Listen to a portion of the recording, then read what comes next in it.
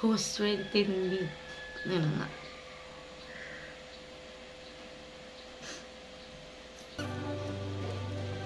Maayong hapon sa tanan mga Kamels TV. Kumusta diha? Prepare na ba mo alang sa pagpaminaw sa pulong sa Ginoo? Doon ako i-share ninyo bahin ining always be prepared. To kanunay bata nga prepare sa dihang makasinati ta og mga trial sa ato ang kinabuhi. Mao ni ang ako ang i-share ninyo kining always be prepared. Usa sad ni sa ako ang testimony sa ako ang kinabuhi karong adlaw. Ganina mga Kamels, dikto ko og Tabunok Robinson, kay nagbayad ko sa ako ang SS. Sa dihang wala pa ko nakalakaw sa gig diri sa balay, naka-feel na ko og kanang murag singot kay ko ba. Singot kay ko murag makaana ko sa kong galingon ako rabaya wala ko'y kuyog ana ba. Singot kay ko nakaana ko nga nahutdan ra ba ko og gabiskon nga basig kabuhion ko ana gani. And then pagawas nako sa balay, grabe ka init, naglakaw ko init kaayo. Then pag abot dito sa Robinson, ni sulod ni kuan ko dayon ngadto, grabe sad kabugnaw. Dito sa Bayad Center kay kuan pa man kanang offline, so naka-offline, so nagpaabot ko ni ang aircon sa kong ulo sentro jud diri na bugnaw ba. Moto nga nakoy nakaila si Ma'am Annabel, kalimot ko siya nga, si Ma'am Annabel. So hello ma'am, kung nag-watching karon sa ko ang video, daghan kayong salamat ma'am sa imong pagtabang nako, no?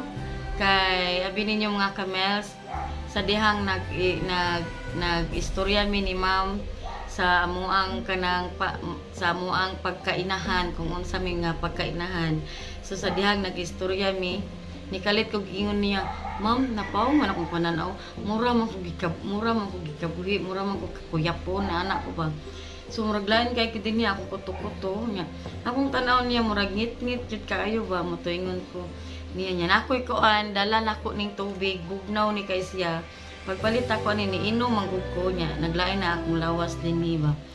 Niya moto, salamat sa ko dako ni ma'am nga tagbo siya pangita sa iyahang kuan kanang unsa to yang ipakuan sa kuan nawa po din.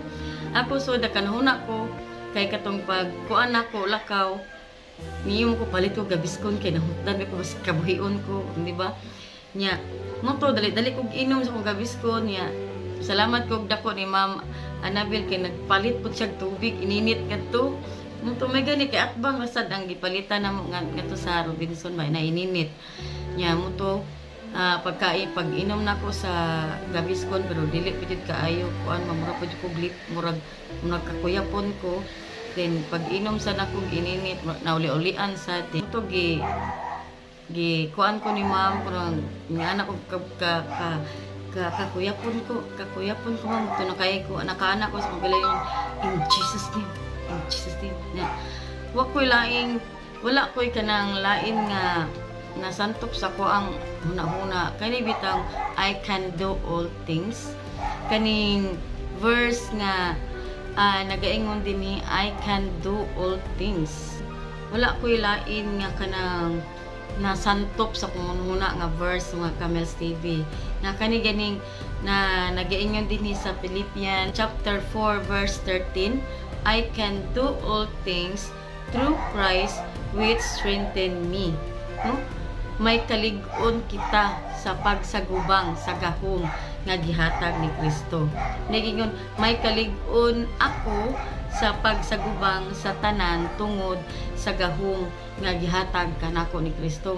Nakaana ko sa kuwang una ba nga na nganong wal sa diha pa ko sa balay nganong nakaingon man ko nga ako rabaya isa nga nahutdan ra ba ko og gabiskon basin kabuhion ko dito. So nawa akong pagsalig sa Ginoo, di ba? Kay nganong naka-feel ko og kahadlok O nganong nakaingon man ka Mels TV nga ikaw ra usa, asa day ang Ginoo, no? Asa day ang gahom nga gihatag sa Ginoo sa imuha. Asa naman tong verse sa Pilipos? Asa naman tong verse sa Pilipos 4 chapter 4 verse 13? I can do all things through Christ which strengthen me. No, asa naman to Mels TV? Murag nakaana ko ba Lord, pasaylo ako Lord kay nawa akong pagsalig diha nimo. Nga unta niingon ko Lord, biskan ako ra usa, ikaw mga proteksyon ako. Nakaana ko ba no? Pero sa diha naka-review ko, nakaana ko nga in Jesus name, nakaana ko na murag na feel na ko, murag na comfort na ko si Jesus, diba?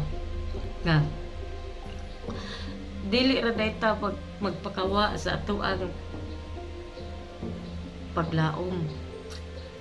Na salig ra gyud to sa Ginoo ba kay dagingon din na I can do all things who strengthen me. Nga nga.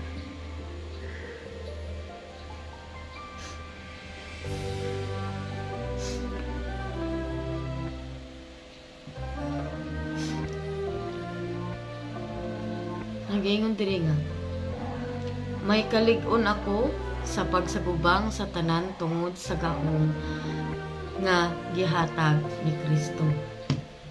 So may kalig-on kita, may pagsalig ta sa Ginoo.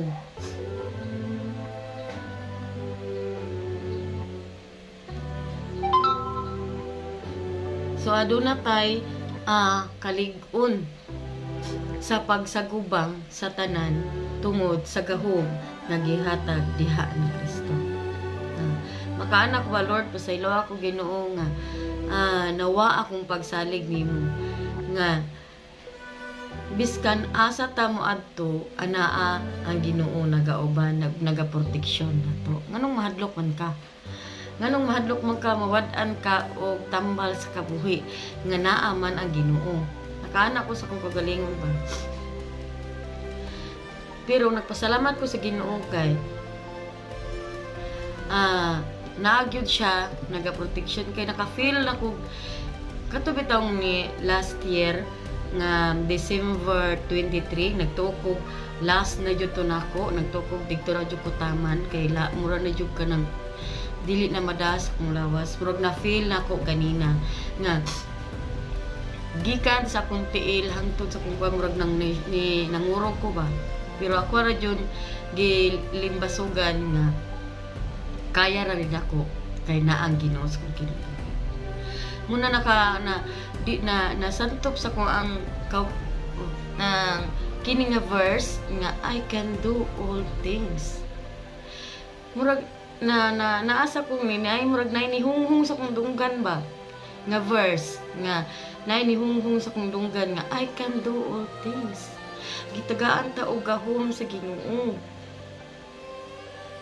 Kay musangpit ta sa Ginoo, ang Ginoo magatubag sa ato ang gipangayo. Hatagan ta niya og gahom.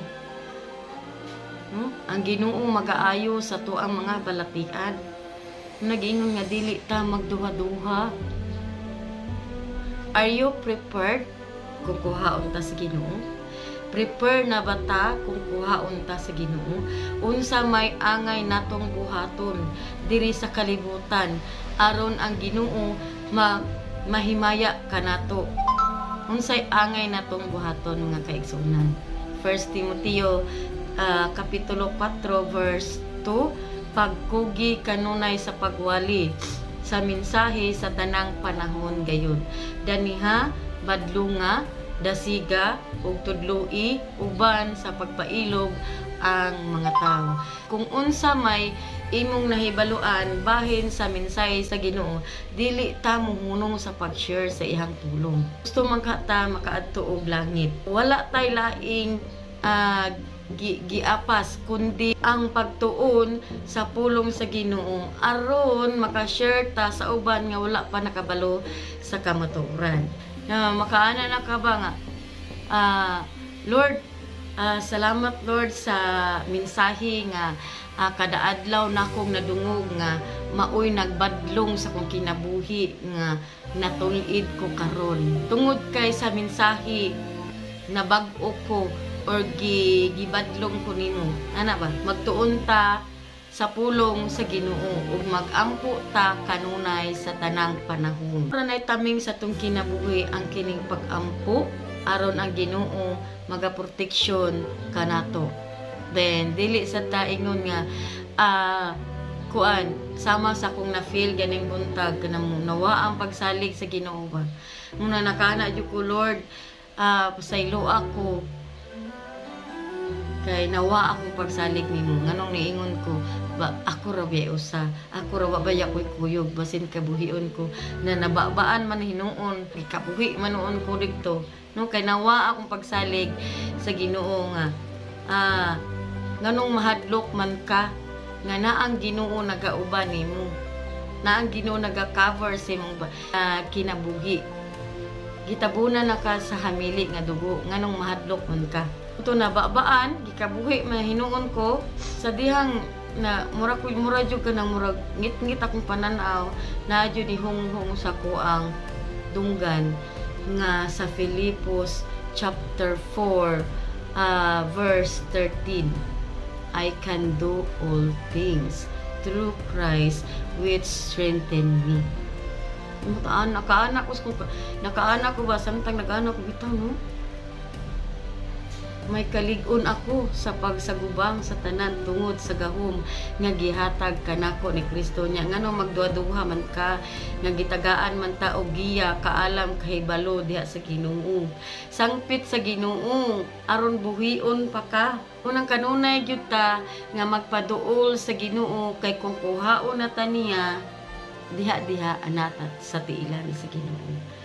Kanunay ta mangayo og kapasayloan sa Ginoo sa ato ang mga kasaypanan. O naghuot ang imong kalagot, iwad-o na ato nang iwagtangon.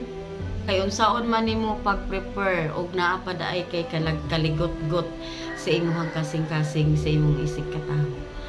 So kung prepare na ka, mangayo ta ka pasayloan sa Ginoo, maghinulsol ta, Lord, pasaylo ako. Kay kung kuhaon ta sa Ginoo, kay watak hibaw kung kanus atataman kuhaon sa Ginoo, mas maayong mangayo ta og kapasayloan sa Ginoo sa matag adlaw. Kanunay ta nga mugampo sa matag adlaw, kanunay ta nga magtuon sa pulong niya. Kay ang pulong mao kani naghatag og kaalam, kahibalo, mao kani mubadlong sa atoang kinabuhi. Kung murag makaana ka ba nga or masayop ka, makaana ka, uy, ibasa nimo sa Bible, makanahon naman ka, uy, sayop ni, o di ba? Nabadlong na ato ang kinabuhi.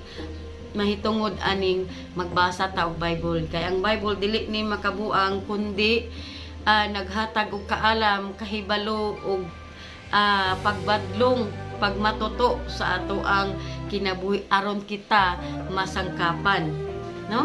Malagingon nga prepare ta kanunay mga kaigsuonan kay watak hibaw kung kanus ata kuhaon sa Ginoo. So kinahanglan mga kaigsuonan ta stay connected ta sa Ginoo, kay kung mangayo ta niya og proteksyon ang Ginoo andam nga motabang kanato. Magpasalamaton ko sa Ginoo sa ganina nga hapit murag napawong medyo kay akong pananaw, pero pasalamat ko sa Ginoo kay naa siya nagatabang nako, pinaagi ni Ma'am Annabel na adyod siya na protection ug nagatabang nako sa dihang kaduwa ko kasabot sa kong kalingon murag nag-shake ko ba, murag giuyog-uyog ko kasabot kanang murag nisaka kung asin nga di ko kasabot. Nakaana ko ni Ma'am Annabel nga, ma'am, mura man ko ningit-ngit akong pananaw, mura magnapaw nga akong pananaw. Uy, sure din ha, pag-sure din na ha, Mututagbo siya tan-aw si hambag, nagtanaw niya kanang unsa to batoy ko ani bro, mo kakita ako sa tagbo sa kog asa to nako nabuta ako gabiskon may ganip salamat ko sa Ginoo kay nakit-an ra sad. Wala ko yung hunong sa pagpasalamat sa Ginoo kay ang Ginoo nadyo tao nga yang gamiton nga. Pasalamat ko ni Ma'am Annabel kay naa siya ba kanang nitabang gyud siya nako, nagdali-dali siya og kanang palit og tubig ininit din nakainom ko din grasya sa Ginoo og tabang sa Ginoo kay ang Ginoo naghatag og kusog kanako, nakaabot pa jud ko diri sa balay kay abi nako mubalik na sa to nga ako ang acid reflux nga diri lang taman akong ginhawa atong pag December 23 nagtuo ko last na to nako abi nako mamatay nako ato pero gitagaan pa ko og chance sa Ginoo nga mabuhi aron maka-share pa ko ninyo sa pulong sa Ginoo. Okay, nag-ampo ko nga makontinue kini akong pag-share ninyo bahin sa kamatuoran, bahin sa pulong sa Ginoo ug unsa ka matinud-anon ang Ginoo sa tuang kinabuhi kung kita nagmatinud-anon. Mo nagingon nga kanunay ta nga prepare sa tong kinabuhi kay wa ta kahibaw kung kanus ata kuhaon sa Ginoo. Pareho bitaw ni katong Jovet Valdivino. Daghan siya og katigayonan, daghan siya og napundar, pero dili nato madala sa atong kamatayon. Ang atong madala ikamatay nato mao kining pagkamatinud-anon sa pagkinabuhi sa pagpangalaga diha sa Ginoo kining magtuon ta sa pulong niya kung unsa ka matinud-anon pagka mahigugmaon ang Ginoo sa ato ang kinabuhi. Muna giingon nga dili nato isalikway ang basahon ang pulong sa Ginoo. Dili ta miingon nga ayog basa ang Bible kay makabuang na. No, ang Bible naghatag kanato og kaalam, gahom, pagbadlong, pagmatuto aron kita masangkapan sa maayong binuhatan. Na kay makalikay naman ta asa tadapit masayop kay nakabasa man ta sa pulong niya. No, makaanam ta Lord pasaylo ako. Parigod sa kuwang nasinati ganina. Dugay kay ko nilakaw kay basin kabuhion ko ngadto kay init ra ba nya maglakaw ko. Nya ikaduha wala ko'y gabisko nahutdan ko pero dito sa pharmacy wala pa ko kaabot sa tabunok nipalit jud ko og gabiskon. Pero tawang akong pagsalig gikabuhi gyud ko ganina tungod sa aircon pod grabe kabugnaw niya. Igawas na ko grabe pod kainit.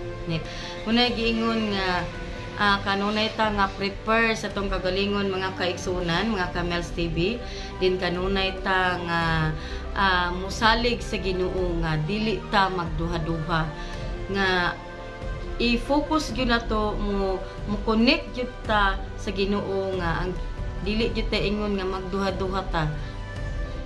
Ato adyong i-full sa Ginoo og ni Sister Hilda pa 100% ang imong pagkunik sa pagpangalaga diha sa Ginoo. Okay, mao to mga kaigsuonan ang ako ang gika-testimony ninyo karong kahaponon sa ako ang paglakaw sa tabunok kanina. Pasalamat kog dako sa Ginoo kay gihatagan pa ko niya dugang kinabuhi karong adlaw.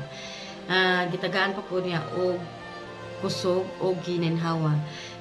Ako ika-share ninyo nga kanunay ta nga magtuon sa pulong sa Ginoo, kanunay ta nga mugaampo every time ta nga musangpit sa Ginoo, every time ta nga musalig niya. Manghinaot ko nga aduna moy dakong nakatunan sa to karong pag-share sa pulong niya. Okay, God bless everyone and bye-bye.